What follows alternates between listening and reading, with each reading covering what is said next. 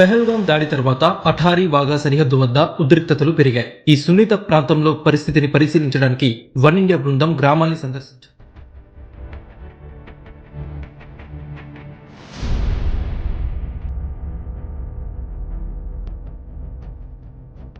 ఈ సరిహద్దు సమీపంలోని గ్రామాలకి, రైతులకి వారి పంటల్ని కోయమని సూచిస్తూ ఒక నోటిఫికేషన్ జారీ అయినట్టు సమాచారం అందింది. ముఖ్యంగా గోధుమ పంటల్ని కోయాలని ఆదేశాలు ఇవ్వబడ్డాయి. అఠారీ వాఘా సరిహద్దు వద్ద ప్రస్తుతం వ్యవసాయ కార్యకలాపాలు కొనసాగుతున్నాయి. కంచెకు అవతలున్న భూమివారు మే 1 నాటికి పంటల్ని కోయాలి. ప్రస్తుతం ఇక్కడ భద్రత కట్టుదిట్టం చేయబడింది.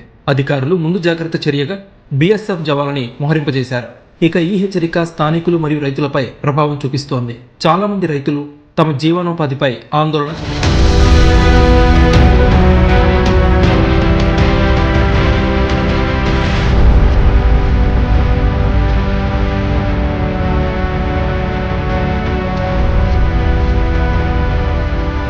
ఇక్కడి వాతావరణం గురించి ఒకతను మాట్లాడుతూ కాశ్మీర్లోని పెహల్గాం దాడి గురించి అవగాహన ఉందని చెప్పాడు. ఆ సంఘటన తర్వాత గ్రామంలో భద్రత కట్టుదిట్టమైందని, సైన్యం మరియు బీఎస్ఎఫ్ సిబ్బంది అధిక సంఖ్యలో ఇక్కడ మోహరించారని సదరు వ్యక్తి వన్ ఇండియాతో పంచుకున్నాడు. ఇక ఈ ప్రాంతంలో భద్రతా సిబ్బంది పెరిగినట్టు స్పష్టంగా కనిపిస్తోంది. ప్రస్తుతం భారత్ పాక్ మధ్య కొనసాగుతున్న ఉద్రిక్తతల్ని ఇది గుర్తు చేస్తోంది.